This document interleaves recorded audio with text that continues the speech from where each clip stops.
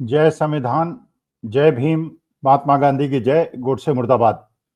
देखिए, देश की स्थिति बिल्कुल वैसी बन गई है कि गए थे दांत का दर्द दिखाने और डॉक्टर ने पैर काट दिया। भाई, जो असली दर्द था वो तो दांत में था। उसमें फिलिंग करते, उसको उखाड़ते, उसके अंदर कुछ और दवा करते, और डॉक्टर ने पूछा नहीं, क्योंकि डॉक्टर अनाड़ी था, इसलिए उसने पैर काट दिया। आज देश की स्थिति करीब करीब बिल्कुल राजनीतिक लोगों ने ऐसी ही बना दी है।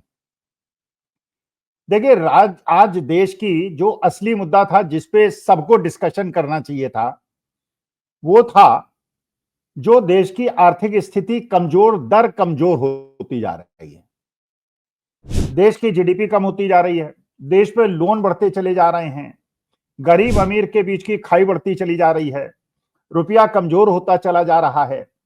और इसके बाद आज जिस तरह से शेयर मार्केट टूटा है और जिस प्रकार से शेयर मार्केट की बहुत बुरी हालत हुई है, तो असली डॉक्टर साहब जब पैर काटा जा रहा था तो हॉस्पिटल में मौजूद नहीं थे, वो बैंकॉक चले गए थे। अब बैंकॉक गए, चलिए कुछ विशेष काम होगा, लेकिन जब देश के असली मुद्दों से देश का ध्यान भटकाकर उस मुद्दे की तरफ ले गए आप, जिस मुद्दे की अभी कोई प्रायोरिटी नहीं थी, अभी कोई प्राथमिकता नहीं थी। अभी देश की प्राथमिकता थी कि देश की आर्थिक स्थिति को मजबूत कैसे किया जाए। और जब यह अंदेशा हो गया था कि डोनाल्ड ट्रंप इस बार भारत से बिल्कुल कुछ नेताओं की गलती की वजह से और उनकी गलत कैलकुलेशन की वजह से डोनाल्ड ट्रंप खार खा के बैठे हैं कि वो हमारे देश को नुकसान पहुंचाएंगे, तो उस समय सारा का सारा तवज्जो इस बात पे होना चाहिए था, प्राथमिकता इस बात से होनी चाहिए थी किस प्रकार से उससे निपटा जाए।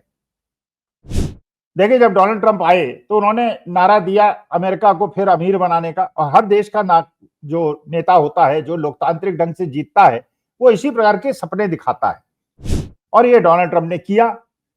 उन्होंने पहले लोगों को बताया कि हम अपने देश के अंदर टैक्स खत्म कर देंगे और विदेश से आने वाले सामान पे टैक्स बढ़ा के उसकी भरपाई कर लेंगे। अब ये उन्होंने नहीं सोचा कि अगर ऐसा करेंगे तो अमेरिका की आर्थिक स्थिति का क्या होगा और विश्व की आर्थिक स्थिति का क्या होगा, उनकी आर्थिक स्थिति कितनी कमजोर हो जाएगी। लेकिन अब डोनाल्ड ट्रंप साहब तो डोनाल्ड ट्रंप साहब हैं, हमारे मोदी जी साहब हैं। तो उन्होंने जो किया, आप देख लीजिए, पिछले एक महीने के अंदर वहां जो डॉलर इंडेक्स 112 के लेवल पे था, वो घट के 102 के लेवल पे आ गया है। माने 10% की गिरावट अमेरिकन इकोनॉमी में, उनका डॉलर कमजोर हुआ है। चलिए, हमारे लिए अच्छी खबर है कि उनका डॉलर कमजोर हुआ तो हमारा रुपया मजबूत हुआ, तो हमारी आर्थिक स्थिति में कुछ सुधार होने की संभावना है। और जब रुपया मजबूत होता है तो इस बात की भी संभावना थी कि शेयर मार्केट में उछाल आएगा और डॉलर हमारे देश के अंदर आएगा। लेकिन हुआ उल्टा, रुपया तो मजबूत हुआ कुछ हद तक, लेकिन आज जिस प्रकार की बिकवाली हुई है शेयर मार्केट में, और केवल बिकवाली सामान्य कंपनियों में नहीं हुई है, जो बड़ी बड़ी कंपनियां हैं उसमें करीब 1.3% की कमी आई है। जो मिडिल लेवल की कंपनियां हैं, मिड कैप्स हैं, उसमें करीब 2.5% की आई है। जो स्मॉल कैप है उसमें 2.5% की आई है। तो लाखों करोड़ों रुपए अनिवेशकों के डूब गए हैं। लेकिन इससे बड़ी बात यह है, जिसपे आप गौर कीजिएगा, कि माननीय मोदी जी के दो सबसे परम मित्र, रिलायंस इंडस्ट्री के मालिक मुकेश अंबानी साहब और अडानी ग्रुप ऑफ कंपनीज के मालिक गौतम अडानी साहब, इनकी कंपनी 3.5% गिरी है। मैंने रिलायंस इंडस्ट्री भी 3.5% गिरी है, जियो फाइनेंशियल भी 3.5% गिरी है, और जो अडानी जी की 7 कंपनियां हैं उसमें केवल एक कंपनी को छोड़ के, अडानी पावर को छोड़ के, बाकी सारी की सारी कंपनी 3, 3.5, 4% गिरी। इसका मतलब मार्केट को गिराने में सबसे बड़ा योगदान इन बड़े बड़े मोदी जी के मित्रों का रहा है।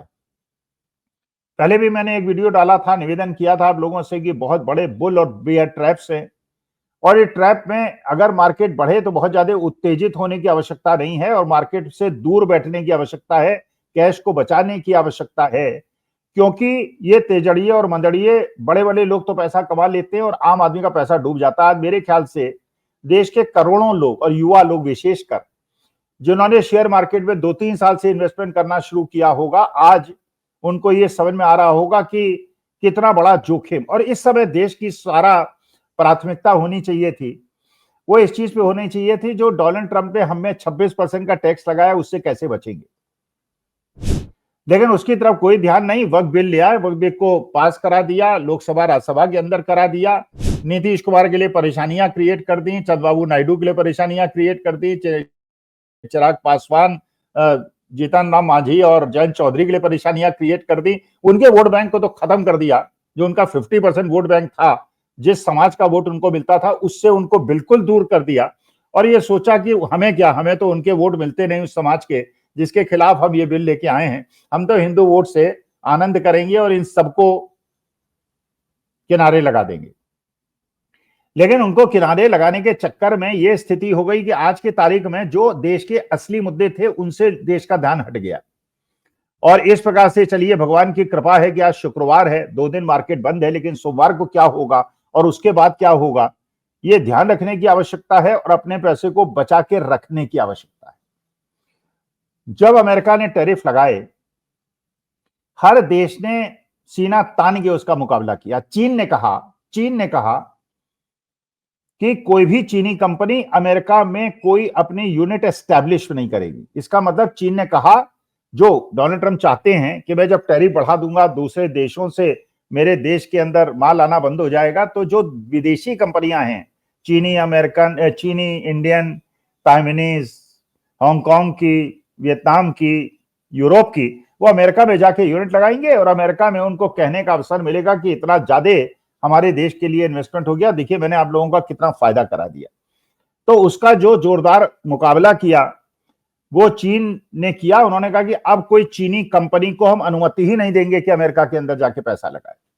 मतलब एक साहस मैक्सिको ने दिखाया, यूरोप ने दिखाया, कनाडा ने दिखाया, करीब करीब हर कंट्री ने दिखाया, ईरान ने दिखाया।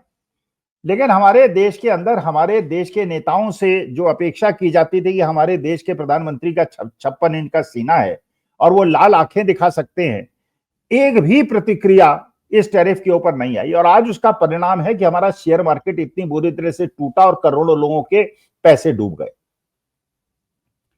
अब सवाल होता है कि देश के अंदर जब ये बाहरी शक्तियों से आक्रमण हमारे देश में हो रहा है, एक आर्थिक आक्रमण हो रहा है, और आज के तारीख में वही राष्ट्र मजबूत है जिसकी आर्थिक स्थिति मजबूत है। तो अगर इस प्रकार से हमारी इकोनॉमी वीक होती है, हमारे देश के कुछ ही लोगों का पैसा बचा है, अगर उनका पैसा डूबता है, और मुकेश अंबानी साहब और गौतम अडानी साहब के भी हजारों करोड़ रुपए डूबते हैं और आगे की कोई संभावना नजर नहीं आ रही, तो देश के अंदर नया इन्वेस्टमेंट कैसे होगा, नई यूनिट्स कैसे लगेंगी, इंडस्ट्रियलाइजेशन कैसे होगा, नौकरियां कैसे मिलेंगी। इस पे ध्यान देने के बजाय वक्फ बिल ले आए। हमारे देश के अंदर सर्विस इंडस्ट्री का योगदान जीडीपी में सबसे ज्यादा है, और आईटी इंडस्ट्री हमारे देश की एक बहुत ही फलती फूलती इंडस्ट्री है। हमारे देश के बच्चों को सबसे ज्यादा नौकरियां अगर किसी सेक्टर में मिलती है तो आईटी इंडस्ट्री है, और सबसे ज्यादा टैरिफ का और अमेरिका में होने की संभावना जो आर्थिक स्थिति की हो रही है, उससे सबसे ज्यादा अगर प्रभाव किसी इंडस्ट्री में पड़ा है तो आईटी इंडस्ट्री में पड़ा है। तो एक तो हमारे देश का युवा, हमारे देश का नवयुवक, जो पढ़ाई लिखाई करके उच्च शिक्षा जिसने प्राप्त की है, पहले ही नौकरी से परेशान था। सरकारी नौकरी उसको मिल नहीं रही थी, प्राइवेट नौकरियां मिल रही थी, वो भी आईटी इंडस्ट्री में मिल रही थी। अगर आईटी इंडस्ट्री में इस प्रकार से दुर्गति हुई और उनमें भी नौकरियों से लोग निकाले जाने लगे, तो सरकारी नौकरियां होंगी नहीं। अग्निवीर 4 साल की नौकरी करके रिटायर होकर घर आ जाएगा बिना पेंशन के। और बाकी निजी क्षेत्र में अगर इस प्रकार से छटनी हुई, जोमेटो ने बहुत लोगों को निकाल दिया, आईसीआईसीआई बैंक ने बहुत लोगों को निकाल दिया, रोज खबरें मिलती हैं इस कंपनी ने इतने निकाल दिए, उतने निकाल दिए। तो रिक्रूटमेंट की तो बात हो नहीं रही, कॉस्ट कटिंग की बात हो रही है, क्योंकि प्रॉफिट्स कम हो रहे हैं। लेकिन आज देश के गोदी मीडिया में देखिए, यूट्यूब चैनल्स में देखिए, हर जगह जो भारतीय जनता पार्टी चाहती थी कि लोगों का अपने घर के अंदर की प्रॉब्लम्स पे ध्यान न रहे, देश के आर्थिक सामाजिक मुद्दों पे ध्यान न रहे और सब कुछ हिंदू मुसलमान में कन्वर्ट हो जाए, उससे करने में उनको सफलता मिल गई।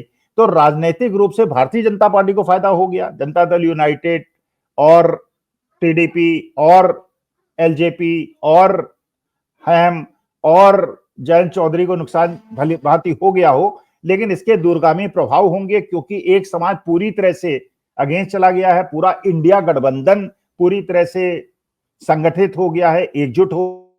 रात को 2:30 बजे तक इंडिया गठबंधन के सारे लोग पार्लियामेंट के अंदर बैठे रहे, राज्यसभा लोकसभा के अंदर। इसका माने उनका डिटर्मिनेशन और मजबूत हो गया है। देश की जनता को भी मैसेज मिल गया है कि बार बार हिंदू मुसलमान के मुद्दे उठाकर, आरटीआई को कमजोर करके, मनरेगा के अंदर पैसे कम करके, जीएसटी जैसे बढ़ा बढ़ा के, नोटबंदी करके और तालाबंदी करके जिस तरह से लोगों के सामाजिक आर्थिक मुद्दों को इग्नोर किया जा रहा है और हर मुद्दे को हिंदू मुसलमान की तरफ ले जाने का प्रयास हो रहा है, उससे सबका नुकसान है, देशवासियों का नुकसान है। तो अब शायद मेरे ख्याल से देशवासियों को इस समझ में आएगा। गए थे तो डॉक्टर के पास दांत का दर्द दिखाने और उसने पैर काट दिया। नमस्कार, धन्यवाद और प्रणाम।